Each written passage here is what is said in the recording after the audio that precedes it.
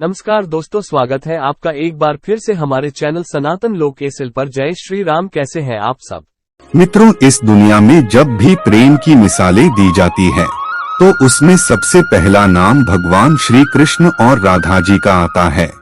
धार्मिक ग्रंथों के मुताबिक श्री कृष्ण को अपार प्रेम का प्रतीक माना जाता है और पुराणों के अनुसार ऐसा बताया जाता है कि श्री कृष्ण की 16,108 रानियां थीं, जिनमें से रुक्मणी और सत्यभामा उनकी सबसे मनपसंद रानियां थीं। इसके अलावा ये भी बताया जाता है कि श्री कृष्ण अपने बचपन में गोपियों के साथ गोकुल में रासलीलाएं किया करते थे, जिनकी कहानियां आज भी सबसे ज्यादा मशहूर है। लेकिन मित्रों, क्या आपको ये पता है कि सभी को प्रेम सिखाने वाले श्री कृष्ण का नाम आज भी केवल और केवल राधा जी के साथ ही क्यों लिया जाता है? आपने जब भी कृष्ण भक्तों को देखा होगा तो गौर किया होगा कि वह हमेशा ही राधे श्याम नाम का ही जप करते हैं। इस दुनिया में जब भी श्री कृष्ण और राधा जी के प्रेम का कहीं जिक्र किया जाता है तो सभी के मन में अक्सर ये सवाल उठता है कि जब आखिर श्री कृष्ण और राधा जी के बीच इतना अधिक प्रेम था तो इन दोनों ने आपस में विवाह क्यों नहीं किया? मित्रों, अगर आप भी जानना चाहते हैं कि श्री कृष्ण और राधा जी का विवाह किन कारणों से नहीं हो पाया, तो बने रहिए हमारे साथ वीडियो के एंड तक। नमस्कार मित्रों, स्वागत है आपका आज के इस नए वीडियो पर एक बार फिर। मित्रों, पद्म पुराण के अनुसार ऐसा बताया जाता है कि राधा जी विश्वभानु नाम के गवाले की बेटी थीं और उनका जन्म यमुना नदी के पास रावल नाम के एक गांव में हुआ था। कुछ समय बाद राधा जी के पिता बरसाना गांव में आकर बस गए थे, लेकिन दूसरी तरफ कुछ विद्वानों का ऐसा मानना है कि राधा जी का जन्म बरसाना गांव में ही हुआ था। इसी के साथ ब्रह्म वैवर्त पुराण के अनुसार ये बताया गया है कि राधा जी श्री कृष्ण से उम्र में 5 साल बड़ी थीं और उनकी सबसे अच्छी मित्र भी थीं। ऐसा कहा जाता है कि जब श्री कृष्ण और राधा जी पहली बार मिले थे तो राधा जी श्री कृष्ण के एक झलक देखते ही उन पर मोहित हो गईं और उन्होंने कृष्ण को पहली बार तब देखा जब माता यशोदा ने उन्हें माखन खाते हुए ओखली से बांध लिया था। मित्रों, जब श्री कृष्ण बांसुरी बजाते थे तो उनकी बांसुरी की धुन सुनते ही राधा जी दीवानी हो जाती थीं और बेसुध होकर नाचने लगती थीं। इसके साथ साथ ये बताया जाता है कि राधा जी श्री कृष्ण के बांसुरी की धुन में इतना खो जाती थीं कि उन्हें अपने घर का भी ध्यान नहीं रहता था, जिस वजह से समाज के लोगों ने राधा जी को ताने मारना चालू कर दिया और इस बात को लेकर राधा जी के घर वालों ने उनका घर से निकलना भी बंद कर दिया था।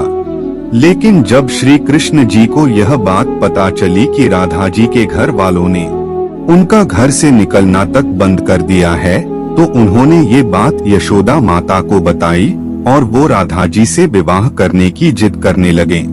लेकिन लाख कोशिश करने के बावजूद भी श्री कृष्ण माता यशोदा को नहीं मना पाए और माता यशोदा ने श्री कृष्ण को ये कहकर टाल दिया कि एक तरफ तो राधा जी उनसे उम्र में 5 साल बड़ी हैं और दूसरी तरफ उनका विवाह भी पहले से तय हो चुका है।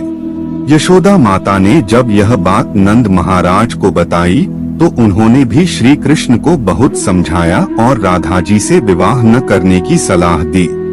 लेकिन इतना समझने के बावजूद भी जब श्री कृष्ण राधा जी से विवाह करने की जिद नहीं छोड़ रहे थे तब नंद महाराज श्री कृष्ण को ऋषि गर्ग के पास ले गए और जब श्री कृष्ण ऋषि गर्ग के पास गए तो ऋषि गर्ग ने श्री कृष्ण को बताया कि उनके असली माता पिता देवकी और वसुदेव हैं, जिनको उनके मामा कंस ने बंदी बनाकर रखा है। इसके साथ साथ ऋषि गर्ग ने श्री कृष्ण को यह भी समझाया कि उनका जन्म केवल और केवल दुष्टों का नाश और धर्म की स्थापना करने के लिए हुआ है। और जब ऋषि गर्ग ने श्री कृष्ण को उनकी वास्तविकता से परिचय कराया तभी से राधा जी और श्री कृष्ण के बीच दूरियां पैदा होने लगी। कुछ समय बाद श्री कृष्ण जब और बड़े हुए तो उन्हें कंस के बुलाने पर वृंदावन छोड़कर जाना पड़ा। कहा जाता है कि जब श्री कृष्ण वृंदावन छोड़कर मथुरा जा रहे थे तो वो चुपके से राधा जी के घर उनसे मिलने पहुँचे थे और उनसे बिना कुछ कहे ही उनको अपनी बांसुरी तोहफे में दे दी थी।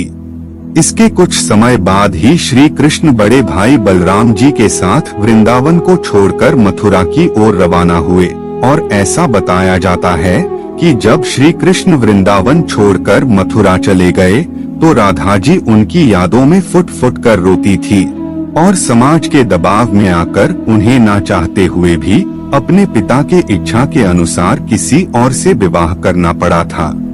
ऐसा बताया जाता है कि श्री कृष्ण के जाने के बाद राधा जी का विवाह माता यशोदा का भाई प्रयाण से हुआ था और राधा जी को अपनी एक अलग दुनिया बसानी पड़ी थी।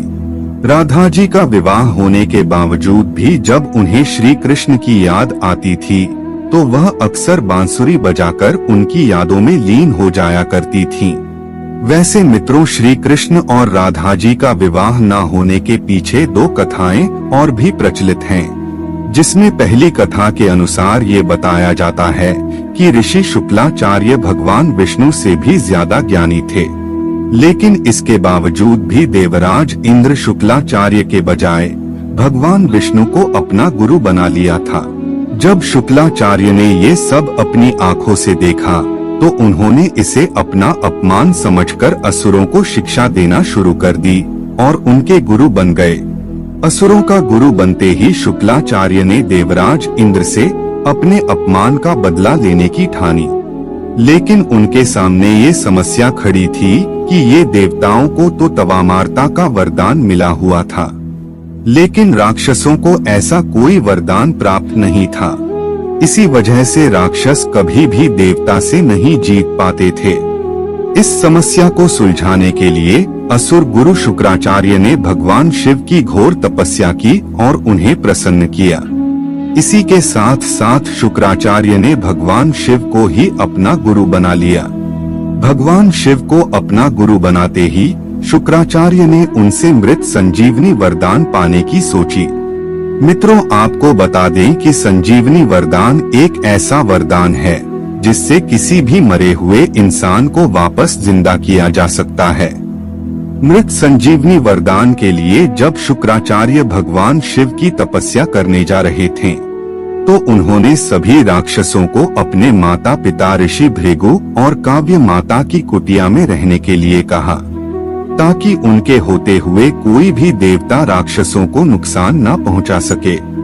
जब देवराज इंद्र को ये बात पता चली तो उन्होंने इस कुटिया पर हमला कर दिया और हमला होते ही काव्य माता ने अपनी शक्तियों से एक ऐसा कवच बनाया जिससे कि कोई भी देवता किसी राक्षस को नुकसान न पहुंचा सके और इस तरह से सभी देवता राक्षसों से हारने लगे। ये सब देखते हुए भगवान विष्णु ने देवताओं की मदद करने के लिए अपने सुदर्शन चक्र से काव्य माता का सर धड़ से अलग कर दिया। हालांकि ऋषि भृगु ने अपनी पत्नी यानी कि काव्यमती को कामधेनु गाय की मदद से वापस जिंदा तो कर लिया, लेकिन इसके साथ साथ उन्होंने भगवान विष्णु को ये श्राप दिया कि उन्हें इस धरती पर जन्म लेकर पत्नी वियोग सहना पड़ेगा। और मित्रों, बताया जाता है कि ऋषि भृगु के द्वारा दिए गए श्राप की वजह से श्री कृष्ण जी का विवाह राधा जी से नहीं हो पाया था।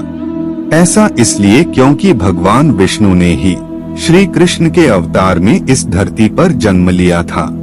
अब मित्रों, श्री कृष्ण और राधा जी का विवाह न हो पाने के पीछे एक और कथा भी काफी ज्यादा प्रचलित है, जिसके मुताबिक ऐसा बताया जाता है कि एक बार देव ऋषि नारद को ये घमंड हो गया था कि खुद कामदेव भी उनकी तपस्या और ब्रह्मचर्य को नहीं तोड़ सकते।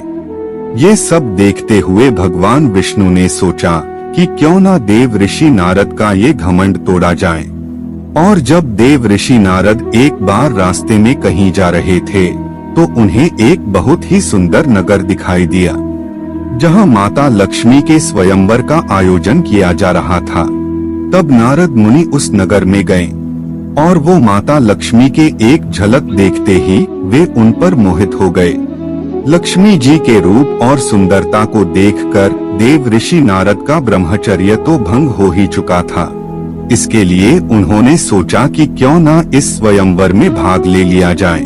लेकिन इससे पहले देव ऋषि नारद भगवान विष्णु के पास गए और उनसे कहा कि आप अपना सुंदर रूप मुझे दे दीजिए और मुझे हरि जैसा बना दीजिए। मित्रों, आपको बता दें कि हरि का एक और अर्थ वानर होता है, लेकिन देव ऋषि नारद ये बात नहीं जानते थे और भगवान विष्णु ने उन्हें एक वानर रूप दे दिया। जब लक्ष्मी जी स्वयंवर में आई तो देव ऋषि नारद के वानर वाले रूप को देखकर उन्हें बहुत गुस्सा आया। इसी के साथ साथ देव ऋषि नारद का स्वयंवर में खूब मजाक भी उड़ाया गया। उसी समय की बात है कि भगवान विष्णु भी एक राजा भेष रखकर उसी स्वयंवर में आ गए और भगवान विष्णु के सुंदर रूप को देखते ही लक्ष्मी जी ने उन्हें अपने पति के रूप में चुन लिया। ये सब देखकर स्वयंवर में बैठे सभी लोग देव ऋषि नारद की और भी ज्यादा हंसी उड़ाने लगे और उन्हें कहा कि पहले जाकर अपना रूप तो देखो।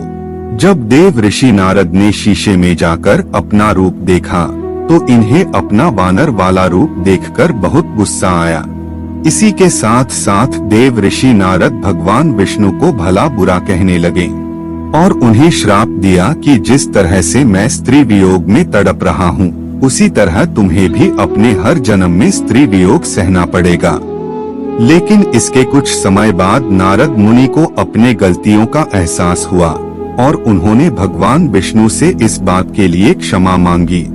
इसके बाद भगवान विष्णु ने नारद मुनि को क्षमा करते हुए बताया कि ये सब तो उनकी ही माया थी। तो दर्शकों, उम्मीद करता हूँ कि आपको हमारी ये वीडियो पसंद आई होगी और पसंद आई हो तो ज्यादा से ज्यादा लाइक और शेयर करें। साथ ही ऐसे ही और धार्मिक कथाओं के लिए सनातन लोक SL अभी सब्सक्राइब कर लें। आज के लिए इतना ही। आपका बहुत बहुत धन्यवाद।